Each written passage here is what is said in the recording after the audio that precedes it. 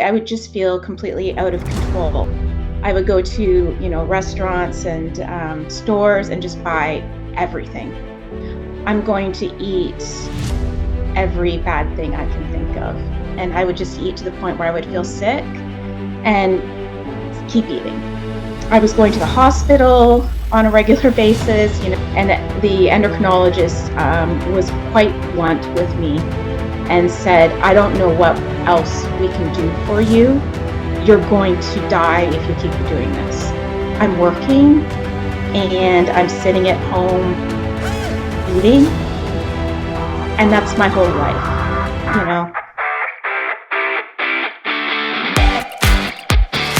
So, Shelly, I want to thank you for coming on Age is Just a Number, and thank you for coming on and just sharing your story with our audience, because I think it's pretty relevant for a lot of people, right? So, Yeah.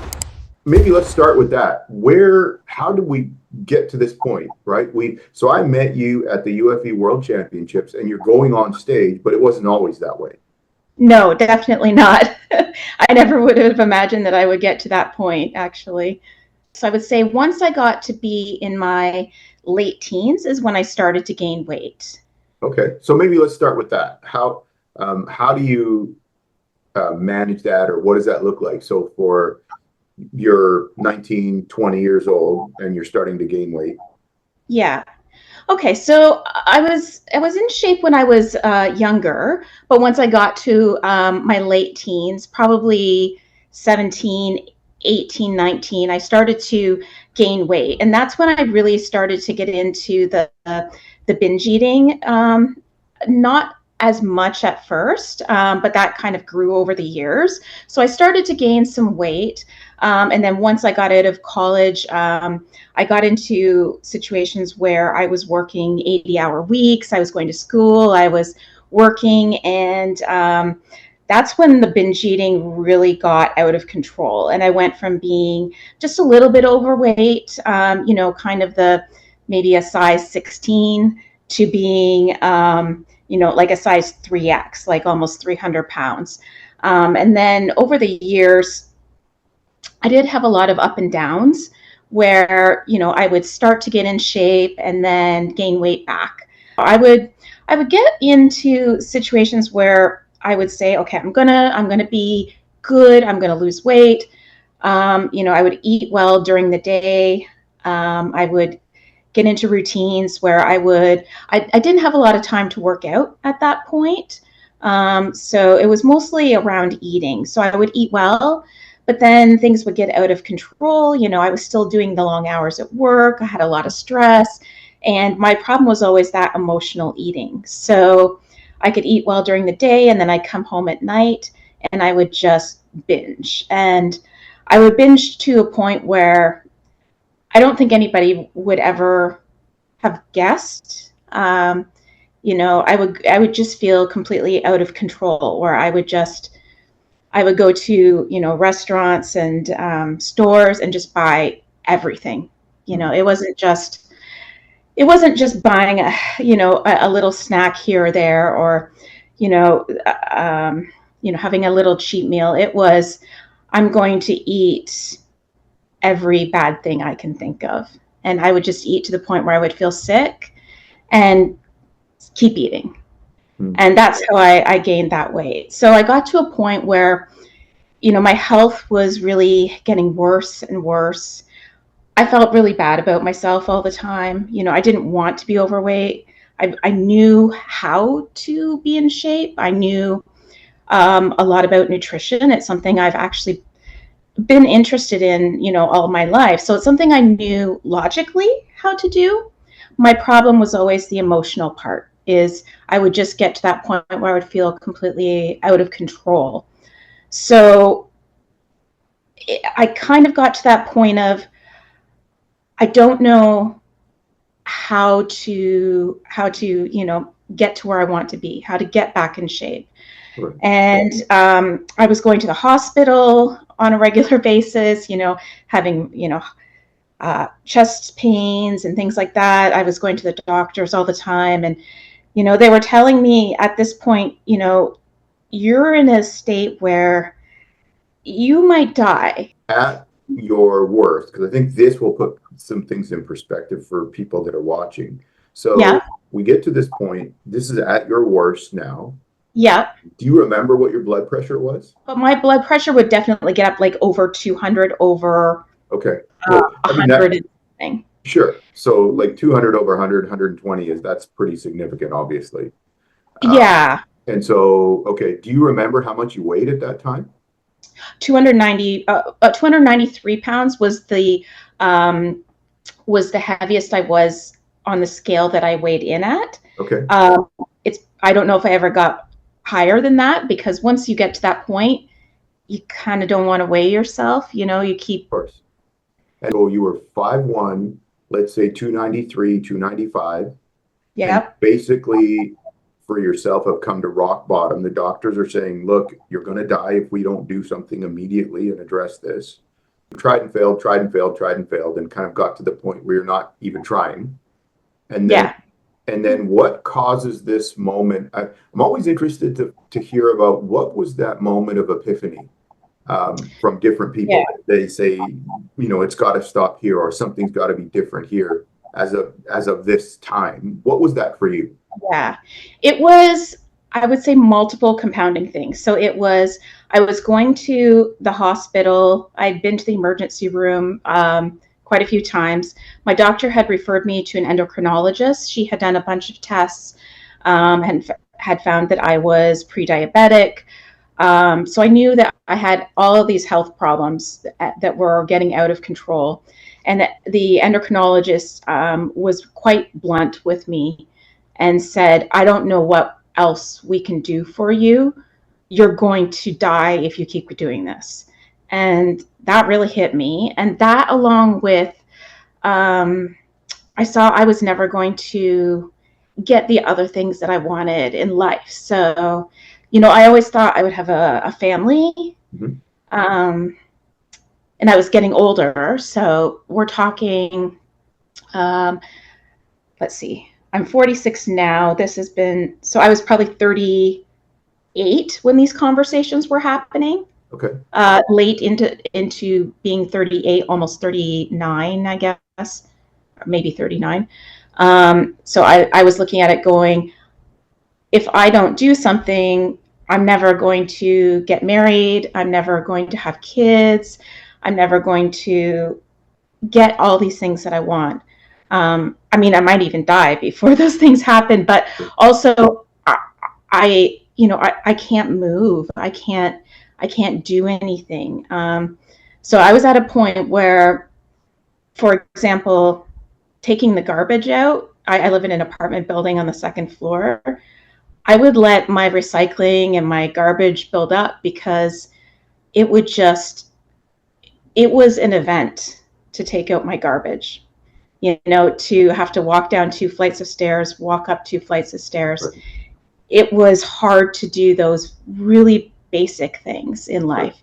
And it was just, I got to that point of thinking, I'm working and I'm sitting at home eating.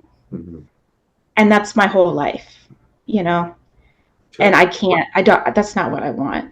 Right. So that's ground zero for you. That was it. Yeah. Yeah. So now the doctor says, we're going to send you to a clinic. This is your last chance, basically. Is that kind of how it went? Yeah. Mm-hmm. But what was impactful for me in going to that clinic was that I would go weekly for a weigh-in. Okay. So it was good at getting me started, because the problem that I was having is during these cycles of binge eating, I would go on these binges and then I would eat well. And then I would decide I'm going to, get in shape. I'm going to start eating well. And then the problem I had, which I think is a problem a lot of people have, is I had that all or nothing thinking. So I would be doing well. Something stresses me out. And then, okay, now I have a cookie. Well, I had a cookie. Now I might as well eat every bad thing you can possibly Right. think of. I've had the one cookie, I may as well have 14. And now that I've had 14 Yes, cookies, I might as well have the cake too. exactly. And that was my biggest downfall for so long. Yeah. And then it would be, okay, well, tomorrow I'll get back on track. And then, well, no, I think I really am craving some, McDonald's, and I'm really craving some whatever, KFC. Okay, so tomorrow I'm going to have those things. And then I would go out and buy all those things. Well, no, now I need to eat all these other things because I'm Right. not going to have them for so long. Right. So I would get into those cycles. So what going to the clinic helped me do is basically you're going into ketosis. So you're not eating high fat. So Right. it's different than a ketogenic diet in that way. But you're going into ketosis. So you're going through that transition where you're getting away from sugar that makes you feel bad. You start feeling nauseous. You start having headaches and things like that. I didn't want to have to keep going through that. Right. And that's because your body's addicted to the sugar. So addicted. Yeah. You're basically going through withdrawal symptoms. Exactly. Yeah. Okay. Yeah. Yeah. So part of me was saying, okay, I don't want to have to keep going through that Right. over and over to get Right. back to eating well. Yeah. And then part of me also had that I'm checking in with someone every week. They're looking at my weight every week. And at that point, when you're that big and when you're making that drastic of a change, your weight drops very fast, especially because you've got so much water weight to Right. lose At the start. up Yeah. front. Yeah. And then, you're burning so many calories just, being alive just because you're so big. So if I do something wrong, then I'm going to have to answer to somebody. So I had that accountability just to Right. get me started. Yeah. And that was really helpful. And then once I got to a certain point, after losing more than 100 pounds at their clinic, then I started to transition to just doing it on my own. Okay, so now, hang on one second. So you were 293, now you're 193. Yeah. The clinic. So you've lost 100 pounds. Yes. And now you're figuring out, how can I do this as a lifestyle on my own? I decided to try out some kickboxing classes, and was terrified. And I went to the class, the initial classes I went to. I bought 10 classes, and I felt really dumb when I first went there because I could, I could move, but I was still out of shape. So when I tried, jumping around and things like that, I had a lot of trouble catching up. After that, I started going to 9-round, which is kickboxing circuit training, where they have circuits that you do. And that I absolutely loved. I fell in love with it, and I threw myself into it. So it's a combination of kickboxing as well as the circuits can include like body weight exercises. So for example, you might do some push-ups and then you do some bag work. So there is where I had some of my initial fitness wins, which is where, like getting my first push-up, things like that. And once I started. So what does that feel like? I think it'd be great for everyone to hear this, because, for me, when I go to the gym, I have a lot of respect for the people that are really working it to be there. They don't look like me, they're not training like me, but they're, they're stepping out of their comfort zone and they're doing something to take control of their health. What does that feel like to do the first push-up? The first push-up was amazing. It took several months. I would say, we would have push-ups were one of the things that was really common in the daily routines, and I would do it as knee push-ups. And I kept doing it as knee push-ups, did not have the strength to do it as regular push-ups. And I credit one of the trainers that was at 9-round for pushing me one day. One day he just said, okay, no more. I don't care if you can't do a full push-up. You're going to get on your feet and you can do a half a push-up. You're going to do as much as you can, but you're going to try. And I started to try. And within, a week or two from that, I did my first push-up, and I was so thrilled, so thrilled. And then I started making plans where I made a lot of goals from that point on. So at home, I started practicing where I said, okay, I got one push-up. I'm so proud. Now I want to do 5 push-ups. And I kept setting those goals. I'm going to do 5 at once. And by the end of the year, I knew I wanted to get to being able to do 100 push-ups. Maybe not all in one go, but I knew I wanted to get there. So I set these mini goals where I said, okay, I'll do 5 push-ups at once. Once I got there, then it was, okay, let me try and do 2 sets of 5. And then I'll do 10 push-ups at once. And it kept going from there. I'm going to do 5 sets of 10.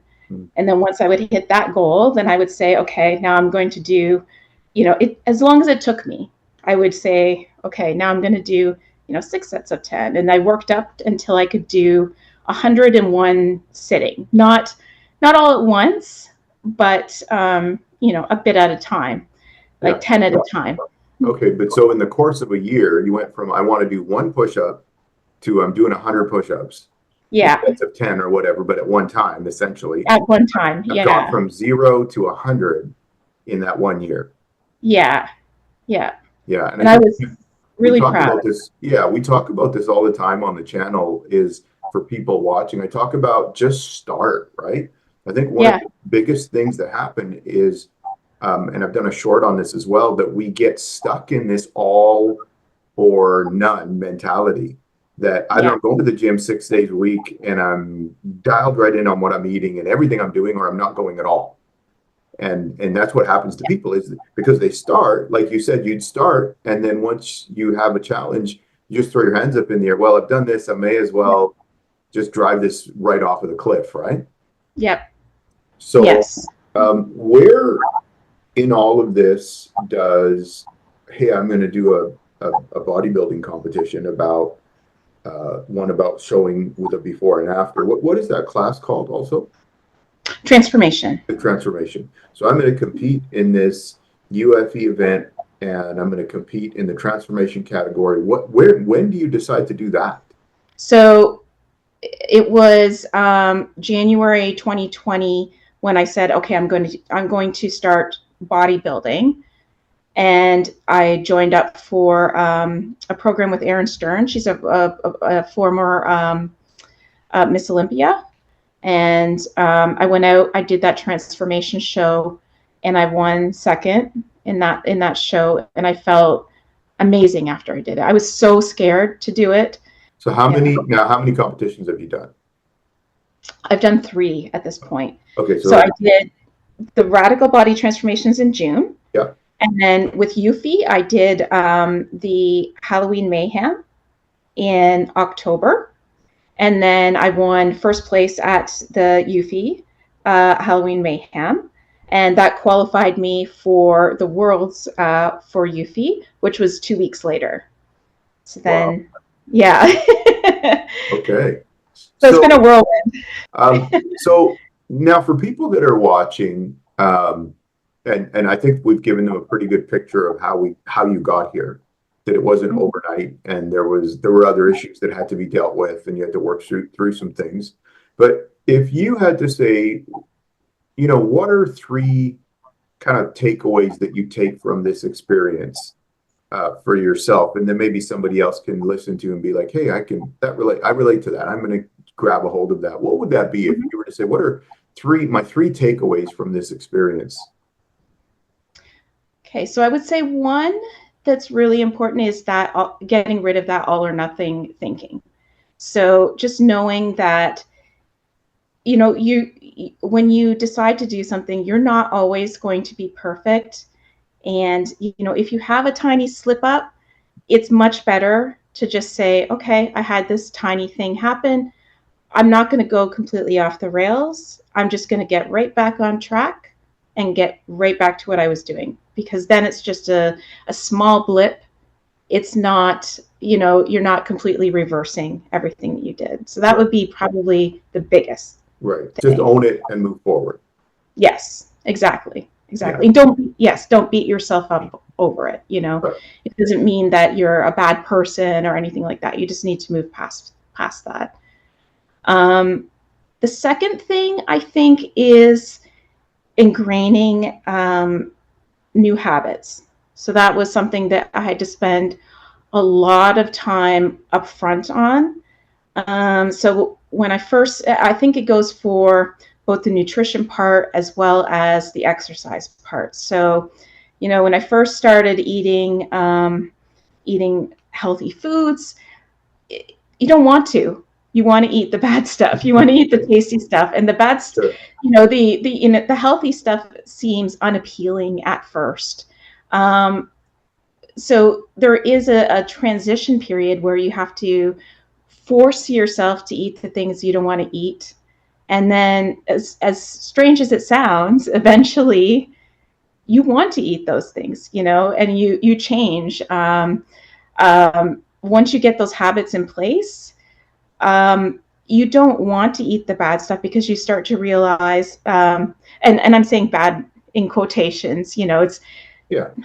It's unhealthy. It's not, or you could say it this way, and I think of it this way, is what I'm about to eat going to further my fitness goals and help me and help my body be strong and healthy?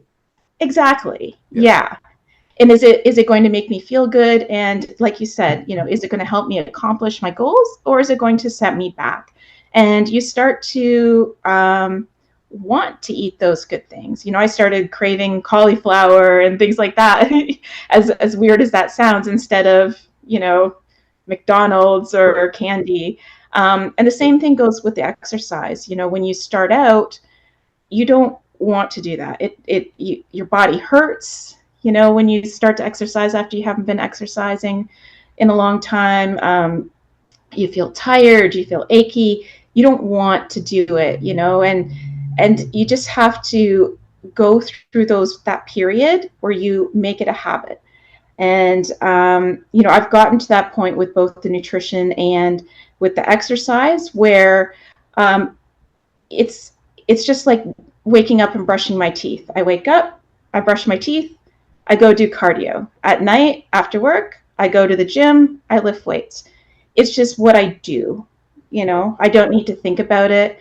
I don't need to wake up and think, oh, am I going to do this? Oh, maybe I shouldn't. Oh, I don't really, I don't know if I feel like it. I just do it. So it's getting those habits in place and sticking to those habits and having that consistency. I would say that would be the second thing. Third thing I would say would probably be education. So I would say, I think everybody has different approaches. I'm someone who likes to get very into the details. I want to know everything. I want to know the science behind everything.